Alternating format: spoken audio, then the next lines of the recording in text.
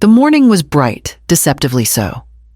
I parked a block away from the church, not because there wasn't closer parking, but because I needed a moment before walking into what was supposed to be the happiest day of my son's life. The heels I hadn't worn in years bit into my feet as I stepped onto the sidewalk, navy dress pressed and neat pearls around my neck, the same ones Robert gave me on our 20th anniversary. I'd imagined this walk differently. Flowers in hand, people waving. Asher smiling when he saw me. Instead, as I reached the church steps, my son intercepted me like a bouncer at a private event. "Mom," he said, avoiding eye contact. "We already have enough guests inside." For a second, I thought he was joking. I even gave him a nervous smile, waiting for the punchline. But it didn't come. He shifted from foot to foot, adjusting the cuff of his jacket like that motion mattered more than the woman in front of him. "I paid for this wedding," I said, voice low, trying not to draw attention from the guests beginning to gather. "Every part of it, Asher. The food, the flowers, even the string quartet playing inside right now." His jaw tightened. "I know. And we're grateful. It's just Blythe's parents. They're already tense. The seating's full. You didn't expect your mother to come to your wedding." He flinched. That told me everything. I felt the weight of 42 years pressed down on my chest like wet laundry that never dried. The sacrifices, the double shifts, the birthdays I spent folding sheets at the laundromat so he could have a real cake, all of it narrowed to this single moment, a closed door, and a son who wouldn't let me through it. My hands trembled. I turned away before he could see the shake in my chin. I walked back down the steps, heels clicking against the concrete like punctuation marks on a sentence I never meant to write. I got into the car and shut the door, the sudden quiet wrapping around me like a blanket woven from disappointment. The phone buzzed against my purse. A message from 2 days ago lit up the screen, one I'd never quite recovered from. It read, "Mom, we need to talk about the reception." 2 days before the wedding, I was standing in my bedroom holding up the navy dress I'd bought for the occasion. It wasn't flashy, but it was tasteful. Something that said, I belonged without trying too hard. I'd spent more on that dress than I had on all my clothes the previous year combined. But it was Asher's wedding, my only child's wedding. For once, I wanted to look like I belonged to the world he was marrying into. The buzz of my phone broke the quiet. I set the dress on the bed and glanced at the screen. A text from Asher: "Mom, we need to talk about the reception." I felt it immediately, an unease that settled in my stomach like cold soup. I called him back. He answered on video, and there they were. Asher and Blythe sitting on their white couch in that apartment, with the glass coffee table I was always afraid to put a mug on. Blythe had that smile again, the one that never quite touched her eyes. "Hi, Mom," Asher said. He looked tired, but also distant. Blythe's hand was on his knee, her diamond ring glinting against his dark slacks. "What's going on?" I asked. Blythe leaned forward slightly. "Mrs. Delaney, I hope you understand. My parents are hosting some very important guests, business people, society friends. They're used to a certain environment." I nodded slowly. "Of course. I'll be on my best behavior." Asher glanced at her, then back at me. "Right. So, we were thinking, it might be better if you just come for the ceremony.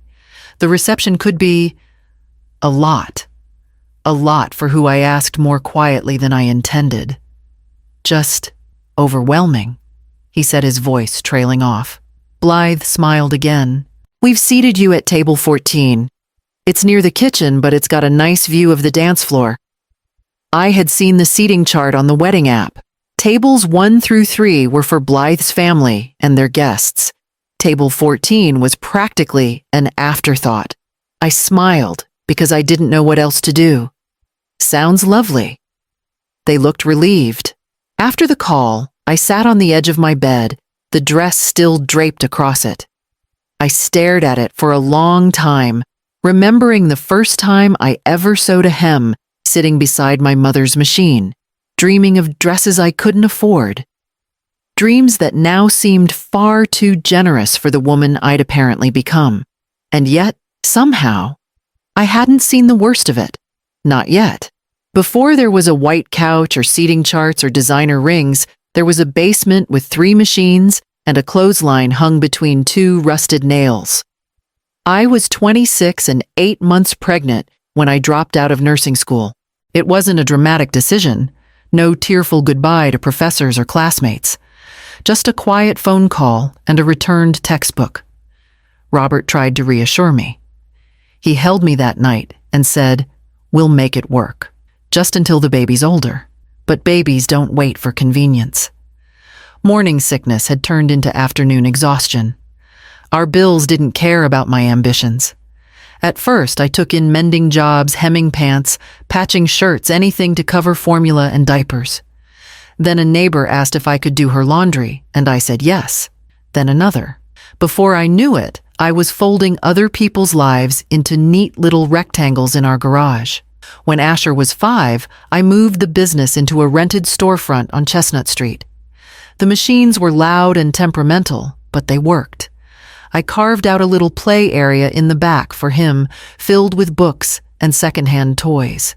I'd watch him build block towers while I sorted linens, the smell of detergent clinging to my skin like a second layer. One night, he touched my hand and said, "Why are your hands cracked, Mommy?" "Because I'm building something," I told him, forcing a smile. Something just for us. The nursing school called twice over the years. Both times I let the phone ring. Once when Asher needed braces.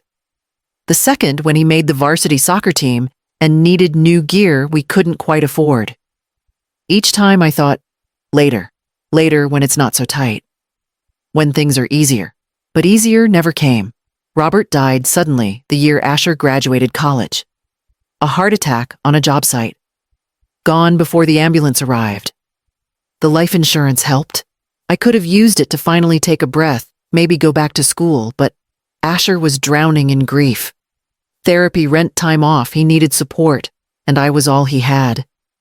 "You're all I have left, Mom." He sobbed at the funeral, clutching me like he was 5 again. "And you're all I have," I whispered, back meaning it. I gave everything I had to that boy. My time, my body, my dreams, my money. I don't regret it, not exactly. I loved him with my whole self. I just didn't realize how quietly that self was fading. The wedding should have been a celebration of that journey, a mother watching her son step into his future. But as the day drew closer, I began to notice something else with each wedding decision, each interaction. I felt myself being nudged farther and farther from the frame. Not shoved, just edited out. Carefully, politely, until I barely recognized my place in his life. And then came the engagement party. The first time I really felt it was at the engagement party. It was held at the Wentworth's Country Club, the kind of place where even the air seemed curated. I showed up in my best dress, the one I wore to Robert's funeral. It was the nicest thing I owned. Still, I felt like an antique chair in a room full of modern furniture. Out of place. Carefully tolerated. "Everyone, this is Asher's mom," Blythe said, with a polished smile, gesturing toward me as if she were introducing a guest speaker at a charity gala. Not Corinne, not Mrs. Delaney, just Asher's mom, like a title without a face. The way people smiled and nodded without making eye contact told me everything. They didn't know who I was, and worse, they didn't care to. Earlier that week, I'd offered to bring my signature potato salad to the party. Asher loved it as a kid. I thought maybe in some small way it could be a piece of home on their polished buffet table. But he called back a day later, clearing his throat before he spoke. "Actually, Mom, they're getting everything professionally catered. You know, upscale stuff. Just so it all matches. Of course. Wouldn't want my food messing up the menu." I told him I understood. I lied. They didn't even try to hide the fact that I'd paid for half of the event, $15,000 wired from my account, without hesitation. But when the hosts made a toast, my name wasn't mentioned. Not once. The applause went to Blythe's parents, who had provided the venue.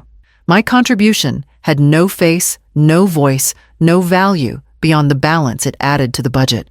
Later that evening, Blythe pulled me aside in the hallway. "Mrs. Delaney," she began syrupy sweet, "we're so grateful for your support, truly. But my parents, they can be a little particular. So if it's okay, we'd prefer to keep the financial stuff quiet. It might make them uncomfortable." Uncomfortable. That word wrapped around me like wire. After the party, I sat in my car engine off, listening to my own breathing. I stared at my hands on the steering wheel, the same hands that had once peeled potatoes in a too-hot kitchen while Asher did homework at the table. When I got home, I found the seating chart link in my inbox.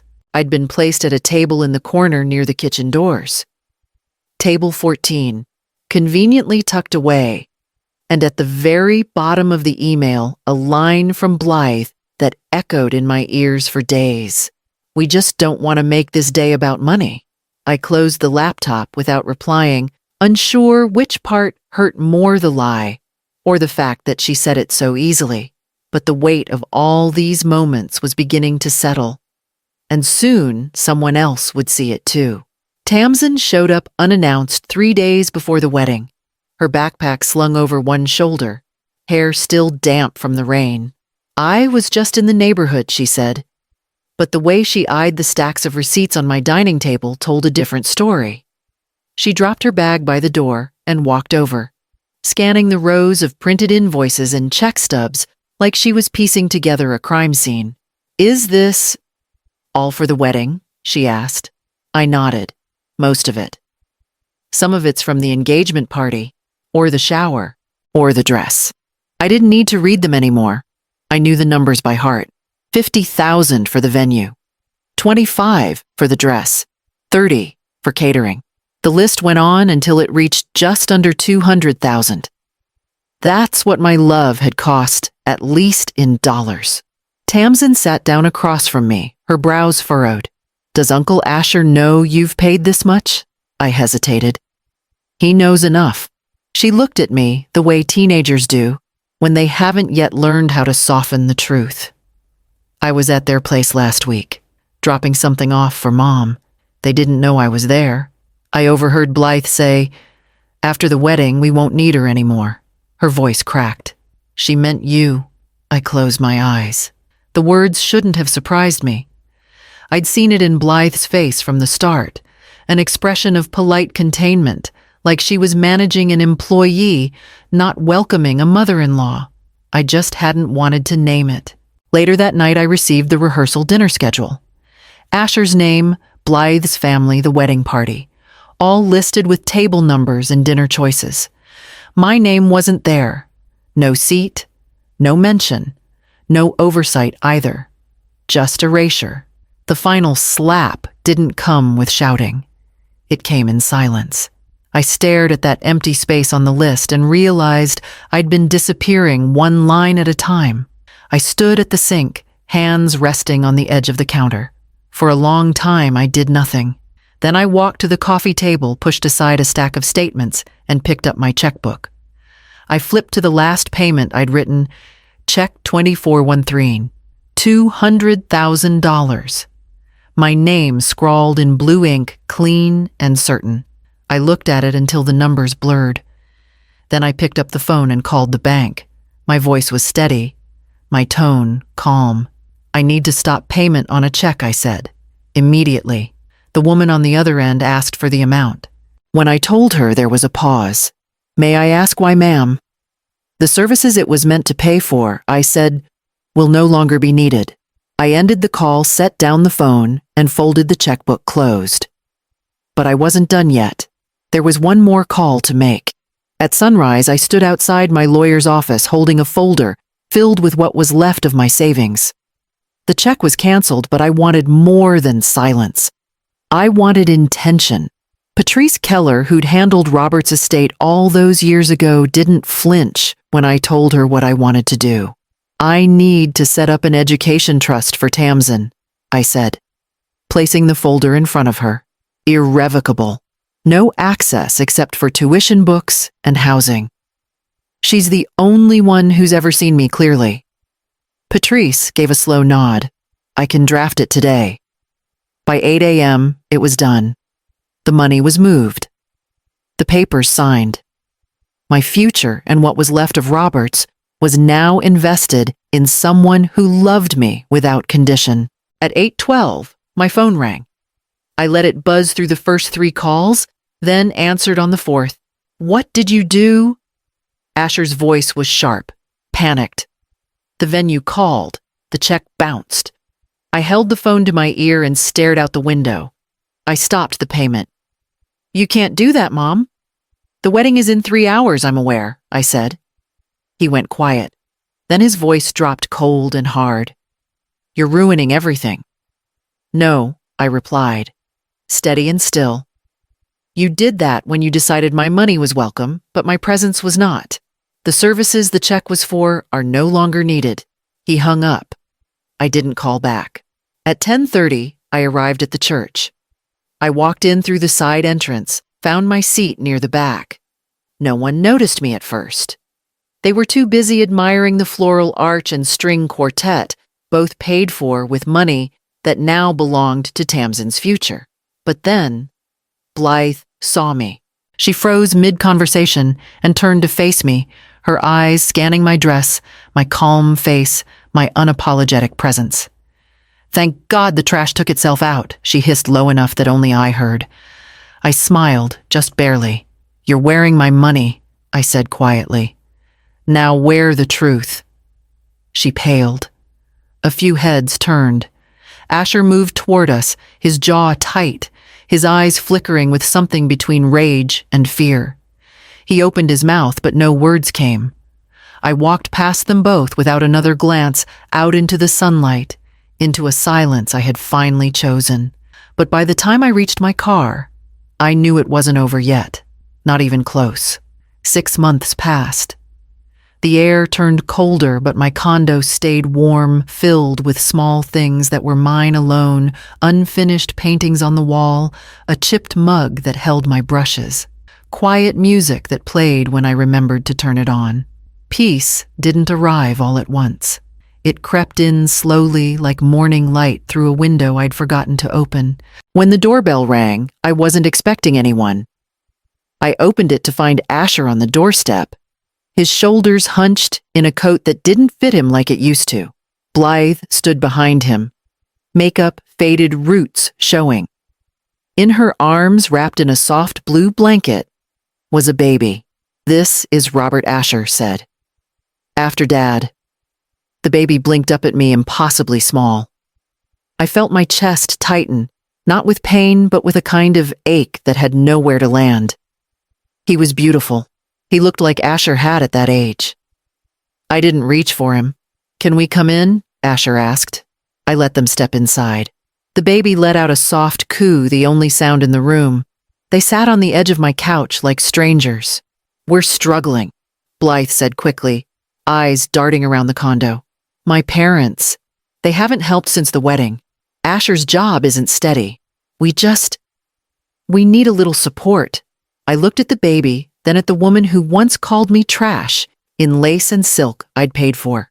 "I'll love you," I said, looking at Asher from a distance.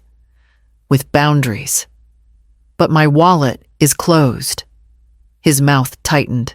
"Mom, you brought him here hoping I'd fold," I said. "But I'm not the woman you walked over at the church." Blythe shifted the baby, who whimpered in her arms. "I hope he's loved better than I was," I said quietly. I walked to the door and opened it. Asher stood slowly. Blythe followed silent. Neither of them looked back as they stepped outside. I closed the door gently behind them and turned the lock. Then I walked to the window, pulled back the curtain, and watched them disappear down the path. By the time I let go of the curtain, I knew I had finally made space for something new. 5 years passed in quiet folds. No phone calls. No surprise visits. just the slow rhythm of mornings spent walking by the river, afternoons at the community center, painting under bright windows, evenings with books and warm tea. Sometimes people asked about Asher. I simply said he was living his life and I was living mine. That was enough. Then one afternoon, tucked between utility bills and a catalog I hadn't requested, I found a letter. The handwriting was unmistakable. My hands didn't tremble as they used to. I opened it at the kitchen table, sunlight catching the edge of the paper. "Mom," it began, "I don't expect you to forgive me. I don't forgive myself. Victoria's gone. She took Robert. I've been in therapy for 2 years now. I'm trying to understand how I became the kind of man who could treat his mother like a disposable asset. My therapist said love without respect is just manipulation in a prettier dress. I think I understand that now. I'm not writing to ask for money or a relationship. I just wanted you to know I see it. What I did, what I took, what I broke. Maybe someday we'll speak, or maybe not. But I hope you're happy. I hope you're free." There was no return address. I folded the letter and slid it into the back of my drawer, where I kept other things I wasn't ready to let go of, but didn't want to carry around. I didn't write back. Not yet. That week, I signed up for a sculpting class at the senior center. I'd spent decades with my hands submerged in water and soap folding fabric, lifting weight that wasn't mine to hold. Now they were learning to mold clay slowly, imperfectly. I loved the resistance of it, the way it pushed back, the way it required intention. One morning, I bought a ceramic pot I'd made in class, lopsided but solid, and filled it with soil. I planted marigolds in it, pressed them down gently, and set it on the balcony outside my bedroom. The flowers were bright, almost defiant, already reaching for the light. Inside, the windows were open.